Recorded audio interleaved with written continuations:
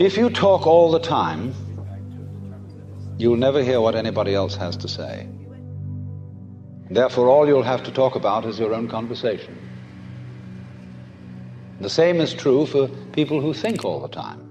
The constant chit-chat of symbols and images and talk and words inside your skull.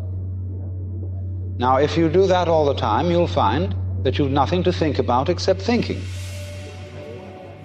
And just as you have to stop talking to hear what others have to say, you have to stop thinking to find out what life is about. And the moment you stop thinking, you become into immediate contact with what Korzybski called, so delightfully, the unspeakable world, the non-verbal world. Some people would call it the physical world, but these words, physical, non-verbal, material, are all conceptual and is not a concept. So when you are awake to that world, you suddenly find that all the so-called differences between self and other, life and death, pleasure and pain, are all conceptual, and they're not there. They don't exist at all. When the old master Yakujo was asked, what is Zen? He said, when hungry, eat, when tired, sleep. But they said, well, isn't that what everybody does? Aren't you just like ordinary people? Oh, he said, no, they don't do anything of the kind. When they're hungry, they don't just eat, they think of all sorts of things. When they're tired, they don't just sleep, but dream all sorts of dreams. We have been running around far too much. It's all right. We've been active, and our action has achieved a lot of good things. But as Aristotle pointed out long ago, and this is one of the good things about Aristotle, he said the goal of action is contemplation. In other words, busy, busy, busy, busy, busy, but what's it all about? Especially when people are busy because they think they're going somewhere. They're going to get something and attain something. There's quite a good deal of point to action if you know you're not going anywhere. If you act like you dance, or like you sing, or play music, then you know you're not going anywhere. You're just doing pure action. But if you act with the thought in mind that as a result of action, you are eventually going to arrive at some place where everything will be all right,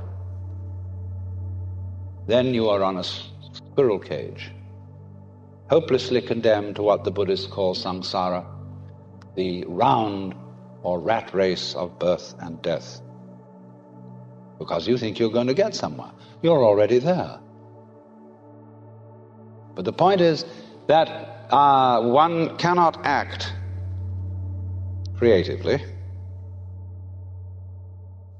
except on the basis of stillness.